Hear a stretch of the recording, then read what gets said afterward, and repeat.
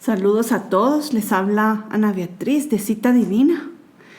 Y desde hace más de un año he estado compartiendo la serie de Revelación, en la que hemos estado hablando de las señales que apuntan a los tiempos finales. Y meditando en esto me preguntaba, ¿cuál es el mensaje que Dios está hablando a su iglesia en estos tiempos? Y esta pregunta me llevó a recordar que Jesús ya dio una serie de mensajes para preparar a su iglesia para lo que ha de venir. Y en los capítulos 2 y 3 de Apocalipsis encontramos mensajes a las iglesias. Estas eran 7 iglesias de Asia Menor en el tiempo de los apóstoles. Sin embargo, el mensaje es universal para las iglesias de todos los tiempos, especialmente para el tiempo final. Y cada una de estas iglesias sirve como ejemplo de los diversos tipos de creyentes que existen. Si ustedes leen todos los mensajes de corrido, seguramente se identificarán con unos y con otros no, pero así debe ser porque realmente somos diferentes y cada iglesia tiene fortalezas y también debilidades. Y eso es lo que Jesús señala de cada una. Y por un lado, alaba lo que están haciendo bien para reafirmar sus fortalezas, pero por otro lado, Jesús confronta lo que están haciendo mal, con el fin de exhortar a que traten esas debilidades y las superen, para que podamos salir como vencedores. Y en los próximos videos estaré escudriñando el mensaje de cada una de estas iglesias de Apocalipsis y mencionaré ciertos aspectos de la geografía e historia de cada lugar que nos revelan acerca de lo que enfrentaba cada iglesia. Y todo esto nos ayudará a identificar el mensaje que Jesús quiere transmitir también a la iglesia de hoy.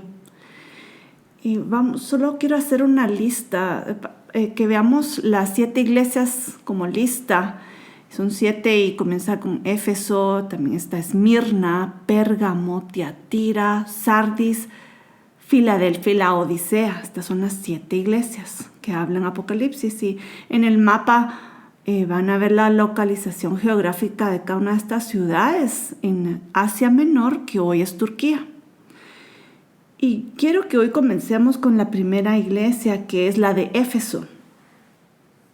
Éfeso era la ciudad más importante de la región de Asia Menor y en tiempos del Imperio Romano. Y esta estaba ubicada en la principal ruta de comercio que conectaba los 3 continentes de Europa, Asia y África. Estaba justamente en esta ruta comercial. Entonces, por eso era muy importante. Y el alto tráfico de comercio hizo que esta ciudad tuviera una economía próspera y una vida cultural floreciente. Y Éfeso también era famosa por tener el templo de Diana, que era una de las 7 maravillas del mundo antiguo. Y Diana era la diosa romana de la fertilidad y la guerra. Y el culto a Diana involucraba ritos de fertilidad con las sacerdotisas del templo. Y estas prácticas, como podrán imaginarse, eran populares entre los griegos y romanos, pero eran rechazados absolutamente por los judíos y los cristianos, por supuesto. Y así como Éfeso era una ciudad importante, también la iglesia cristiana de esta ciudad llegó a ser la más importante de la región de Asia Menor. Y Pablo pasó mucho tiempo allí, más que en ninguna otra ciudad. Y la Biblia dice que Pablo se quedó allí enseñando y dice en Hechos 19:10, y esto continuó por 2 años. De manera que todos los que vivían en Asia oyeron la palabra del Señor, tanto judíos como griegos. Y en ese tiempo Pablo no solo enseñó, sino que Dios hizo muchos milagros a través de él. Y por esos testimonios de sanidades y otros tipos de milagros, mucha gente llegó a creer en Jesús. De hecho, muchos gentiles se convirtieron y dejaron su idolatría. Y en Hechos 19, del 18 al 19, dice lo siguiente: también muchos de los que habían creído continuaban viniendo, confesando y declarando las cosas que practicaban. Y muchos de los que practicaban la magia, juntando sus libros, los quemaban a la vista de todos. Ellos están dejando atrás esta vida de paganismo. Pero mientras que la fe cristiana crecía en Éfeso, la idolatría a Diana comenzó a disminuir. Y la venta de estatuillas de Diana disminuyó considerablemente. Y por supuesto se imaginan que reaccionaron los artífices de ídolos en Éfeso y comenzaron a perseguir a los cristianos. Y cuando llegó el tiempo que Pablo tenía que partir de Éfeso y ir a otros lugares donde el Señor lo estaba llamando, Pablo dejó a Timoteo como obispo de la iglesia de Éfeso. Y lamentablemente un tiempo después Timoteo murió como mártir allí, linchado por una multitud ahí en Éfeso. Y luego el apóstol Juan tomó el liderazgo de esta iglesia, hasta que también él fue apresado y enviado al exilio en Patmos. Pero bueno, eso Dios lo permitió porque ahí fue donde escribió Apocalipsis. Pero veamos ahora el mensaje que Jesús le envía a la iglesia de Éfeso en Apocalipsis, y recordemos que este mensaje era para la iglesia de los últimos tiempos, aunque esté basada en el ejemplo de la iglesia primitiva que les acabo de escribir. Y Jesús comienza afirmando lo bueno de esta iglesia y dice: yo conozco tus obras y tu trabajo y tu paciencia, y que no puedes soportar a los malos, y has probado a los que se dicen ser apóstoles y no lo son, y los has hallado mentirosos, y has sufrido, y tienes paciencia, y has trabajado por mi nombre, y no has desfallecido. Esta palabra que se repite 2 veces, que se traduce como paciencia en griego, es upomoni, que significa constancia, perseverancia, resistencia. Y esta es una iglesia que no ha desmayado ni se ha dado por vencido. Ellos viven como Dios manda y han sido perseverantes. Y todo lo miden a la luz de la palabra de Dios. Y si ven algo desviado en la iglesia, no se quedan indiferentes, sino confrontan y rectifican. Y unos versículos más adelante, en Apocalipsis 2:6, Jesús señala otra virtud de esta iglesia que quiero mencionar y dice: pero tienes esto que aborreces las obras de los nicolaitas, las cuales yo también aborrezco. Bueno, ¿qué es esto de las obras de los nicolaitas? Y bueno, en la Biblia no aparece una referencia directa de esta doctrina de los nicolaitas. Sin embargo, hay una mención de un hombre llamado Nicolás, que fue escogido como diácono para apoyar a los apóstoles. Y esto está en Hechos 6, del 3 al 5. Y según la historia, este diácono Nicolás se desvió y comenzó a enseñar la doctrina de la gracia, la cual propone que luego de ser salvos por fe, no importa si seguimos pecando. Que claro que somos salvos por la gracia, pero este iba más allá, diciendo que no importaba el pecado, seguir en pecado. Y escritos antiguos dicen que los nicolaitas no ponían freno en complacer a la carne, sino que vivían en inmoralidad. Y esto afirma que la interpretación de esto, ¿verdad? Que no, ellos simplemente pecaban y no les importaba. Y a toda luz esto va en contra de la palabra de Dios, y la iglesia de Éfeso se opuso a esta falsa doctrina y Jesús los felicita. Dice que hasta él también opina lo mismo, ¿verdad? Y al leer todas estas virtudes de la iglesia de Éfeso, tal vez podríamos pensar que no hay nada que criticarle. Sin embargo, hay algo que Jesús dijo que tenía en su contra. Y está en el Apocalipsis 2:4 y dice: pero tengo contra ti que has dejado tu primer amor. La iglesia de Éfeso se esforzaba por cumplir los mandamientos de Dios, que eso es bueno. Pero se olvidaron del principal mandamiento, que es lo que Jesús dijo en Mateo 22, 37 al 38. Dice: amarás al Señor tu Dios con todo tu corazón y con toda tu alma y con toda tu mente. Y este es el primero y grande mandamiento. Los efesios eran creyentes dedicados y cumplidores, pero habían descuidado su relación personal con el Señor.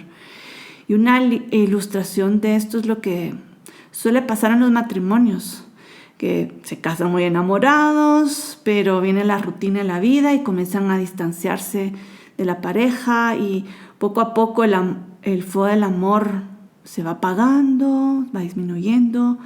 Y bueno, ¿cómo puede evitarse que se extinga el amor? Y el consejo es que la pareja debe ser intencional en mantener viva la llama del amor, que no es un sentimiento, sino una disposición. Y vayamos al consejo que Jesús da a la iglesia de Éfeso, de lo que deben hacer. Y en Apocalipsis 2:5 dice: recuerda por tanto de dónde has caído y arrepiéntete y haz las primeras obras. ¿Y qué es estar en el primer amor? Bueno, esta es en esa fase del amor uno solo piensa en la pareja y pasa con ella todo el tiempo que sea posible, pasan horas y horas hablando y procuran hacer todo juntos, siempre están pendientes el uno del otro, atentos a complacer al otro y cuidarlo, y llegan a pensar más en el otro que en sí mismo. Podríamos pensar, eso es la primera fase del amor en toda pareja, ¿verdad? Y cuando conocemos al Señor también sentimos un primer amor, pero ese amor puede enfriarse si no cultivamos esa relación personal e íntima con Él. Y esto fue lo que le pasó a la iglesia de Éfeso. Y Jesús hace el llamado a recuperar ese primer amor. Pero luego advierte lo que sucederá si no actuamos y respondemos. Y también en Apocalipsis 2:5 dice: pues si uno no responde, si uno no cambia esto, dice: pues si no, vendré pronto a ti y quitaré tu candelero de su lugar, si no te hubieras arrepentido. Eso es fuerte. Si uno no alimenta la llama del amor, el fuego se apaga. Y sin el fuego, el candelero no sirve de nada realmente. Por eso el candelero será hecho a un lado. Esto es tremendo. Y quiero contarles un paralelo histórico muy interesante que sucedió en la ciudad de Éfeso, que es muy ilustrativo. Y bueno, resulta que en cierta parte de la historia de Éfeso, el canal que conectaba a Éfeso con el mar, porque recuérdense que estaba en un tipo de bahía, entonces resulta que esa bahía se llenó de lodo. Y entonces ya los barcos que llegaban ya no podían pasar o se trababan en el lodo. Entonces esto llevó a que no pudieron remediarlo y lo que sucedió es que perdieron todo este comercio marítimo que lo hizo de Éfeso una ciudad importante. Entonces, ¿qué pasó con Éfeso? Se empantanó y perdió su primacía y nunca más se recuperó. Y tal como se empantanó la ciudad, así también le sucedió a la iglesia. Era una iglesia que hizo mucha obra, pero perdió el amor. Era una iglesia al estilo Marta, que se afanó por servir, pero dejó lo más importante, la relación con el Señor. ¿Y qué hizo María? María buscó la mejor parte, que era estar con Jesús, a los pies de Jesús. Pero veamos lo que Jesús dice a los que atienden y salen vencedores, porque esta crítica a Éfeso no es una condenación, sino que es un llamado de atención para que reaccionen y rectifiquen, ¿verdad? Entonces hay unos que no, y aquí dice: será quitada el candelero de su lugar si no atiendes. Pero ¿qué pasa a los que atienden y dicen: uy, sí es cierto, perdí este primer amor? Y salen vencedores porque atendieron esa debilidad, ¿verdad? Entonces miren lo que Jesús dice a estos que salen vencedores, y está en Apocalipsis 2:7. Dice: el que tiene oído, oiga lo que el Espíritu dice a las iglesias. Al vencedor le daré a comer del árbol de la vida que está en el paraíso de Dios. Y la expresión esta: quien tenga oídos que oiga, está relacionado con esta palabra muy conocida en hebreo que es Shema, que significa no solo oír, sino hacer. Shema es oír y hacer. En otras palabras, es atender lo que uno oye. Por lo tanto, quien oiga y atienda lo que el Espíritu dice a la iglesia, entonces saldrá vencedor. Y esta promesa al vencedor de la iglesia de Éfeso se refleja en un versículo al final de Apocalipsis que dice, está en Apocalipsis 22:14, y dice: bienaventurados los que laven sus vestiduras para tener derecho al árbol de la vida, para entrar por las puertas a la ciudad. Y esta ciudad se refiere a la Nueva Jerusalén, cuando hayan cielos nuevos y tierra nueva. Y aparentemente unos van a entrar a la ciudad y otros se van a quedar afuera. Pero quienes entren verán a Dios cara a cara.